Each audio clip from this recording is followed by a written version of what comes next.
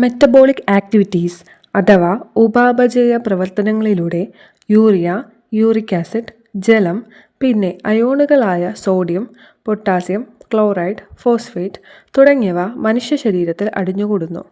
ഈ പദാർത്ഥങ്ങൾ പൂർണ്ണമായോ ഭാഗികമായോ നീക്കം ചെയ്യണം. അതിനായി മനുഷ്യ ശരീരത്തിലുള്ള ഒരു സംവിധാനമാണ് വിസർജനം.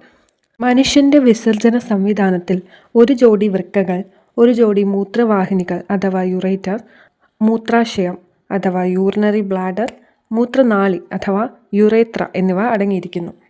വൃക്കകൾ കൂടാതെ ശ്വാസകോശം, ചർമ്മം, കരൾ എന്നിവയും മാലിന്യ വിസർജനത്തിൽ ഉൾപ്പെടുന്നു. നമ്മുടെ ശരീരത്തിലെ വളരെ സങ്കീർണമായ ജോലികൾ കൈകാര്യം ചെയ്യുന്ന ഒരു അവയവമാണ് വൃക്കകൾ. അവയ്ക്ക് പയറുമണിയുടെ ആകൃതിയാണുള്ളത്. അവ വയറിൻ്റെ പിൻഭാഗത്ത് സ്ഥിതി ചെയ്യുന്നു. യൂറിയ, മിനറൽസ്, വിഷവസ്തുക്കൾ, മറ്റ് മാലിന്യങ്ങൾ എന്നിവ രക്തത്തിൽ നിന്ന് വേർപെടുത്തുക എന്നതാണ് വൃക്കകളുടെ പ്രധാന ലക്ഷ്യം.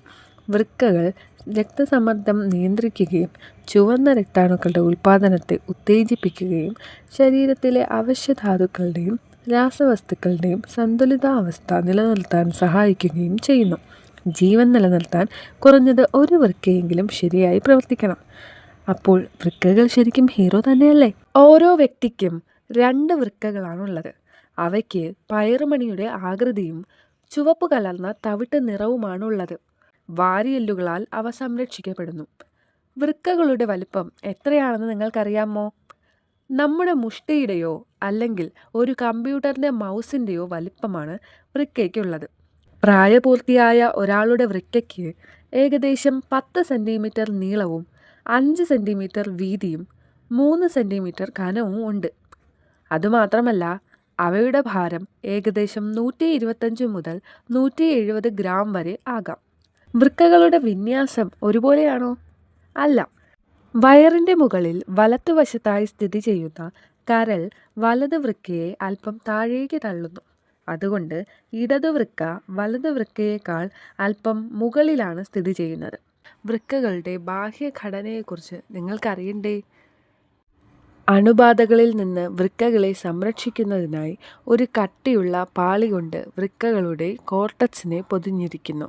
ഈ പാളിയെ റീനൽ ക്യാപ്സ്യൂൾ എന്ന് വിളിക്കുന്നു. വൃക്കകളെ ആഘാതങ്ങളിൽ നിന്നും കേടുപാടുകളിൽ നിന്നും സംരക്ഷിക്കാൻ അവയുടെ ഉപരിതലത്തിൽ കൊഴുപ്പിൻ്റെ 2 പാളികൾ ഘടിപ്പിച്ചിരിക്കുന്നു. വൃക്കകളുടെ പുറം ഭാഗത്തിന് കോൺവെക്സ് ആകൃതിയും ഉൾഭാഗത്തിന് കോൺകേവ് ആകൃതിയുമാണുള്ളത്. കോൺകേവ് വശത്തിൻ്റെ മധ്യഭാഗത്തെ ഹൈലം എന്ന് വിളിക്കുന്നു. ഹൈലത്തിൽ നിന്ന് വൃക്കാസിരയും വൃക്ക സംബന്ധമായ ഞരമ്പുകളും വൃക്കയ്ക്കുള്ളിലേക്ക് പ്രവേശിക്കുന്നു. അതുപോലെ തന്നെ വൃക്കാധമനിയും മൂത്രനാളിയും വൃക്കയിൽ നിന്ന് പുറത്തേക്ക് കടക്കുകയും ചെയ്യുന്നു. വൃക്കാസിര ഹൃദയത്തിൽ നിന്നും അയോർട്ടയിൽ നിന്നും രക്തത്തെ ശുദ്ധീകരിക്കുന്നതിനായി വൃക്കകളിലേക്ക് കൊണ്ടുവരുന്നു. വൃക്കാധമനി ശുദ്ധീകരിച്ച രക്തത്തെ കിഡ്നിയിൽ നിന്ന് ഇൻഫീരിയർ വീന കവയിലേക്കും അതുവഴി ഹൃദയത്തിലേക്കും കൊണ്ടുപോകുന്നു. മൂത്രനാളി പെൽവിസിൽ നിന്ന് മൂത്രത്തെ മൂത്രാശയത്തിലേക്ക് കൊണ്ടുപോകുന്നു. മൂത്രാശയം എന്നത് മൂത്രത്തെ താൽക്കാലികമായി സംഭരിച്ചു വയ്ക്കാനുള്ള ഒരു അവയവമാണ്. വൃക്കയ്ക്ക് 3 പ്രധാന മേഖലകളുണ്ട്. ഒന്നാമത് റീനൽ കോർട്ടക്സ്, 2 റീനൽ മെഡുല, പിന്നെ റീനൽ പെൽവിസ്. വൃക്കയുടെ പുറം ഭാഗമാണ് റീനൽ കോർട്ടക്സ്. ഭൂരിഭാഗം നെഫ്രോണുകളും കാണപ്പെടുന്നത് ഇവിടെയാണ്. റീനൽ കോർട്ടക്സിന് കടും ചുവപ്പ് നിറമാണുള്ളത്.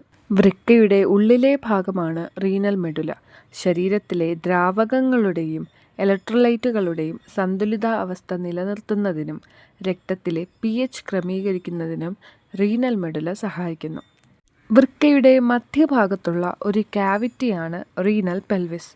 അത് മൂത്രത്തെ വൃക്കയിലെ എല്ലാ കാലുസസുകളിൽ നിന്നും ശേഖരിക്കുകയും മൂത്രനാളിയിലേക്ക് വഹിക്കുകയും ചെയ്യുന്നു. Renal pyramids, renal columns, renal calyces, renal papillae എന്നിവ റീനൽ മെഡുലയിൽ അടങ്ങിയിരിക്കുന്നു.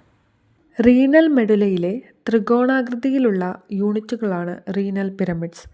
നെഫ്രോണുകളുടെ ഭാഗമായ ലൂപ്പ് ഓഫ് ഹെൻലെയും കളക്റ്റിംഗ് ഡക്റ്റും അടങ്ങിയിരിക്കുന്നത് ഈ റീനൽ പിരമിഡുകളിലാണ്. റീനൽ പിരമിഡുകളുടെ ഇടയിലുള്ള ഭാഗമാണ് റീനൽ കോളംസ്. അവയെ കോളംസ് ഓഫ് ബെർട്ടനി എന്നും വിളിക്കുന്നു. റീനൽ മെഡുലയിൽ സ്ഥിതി ചെയ്യുന്ന രക്തക്കുഴലുകൾക്കുള്ള ഇടമാണ് ഈ റീനൽ കോളംസ്.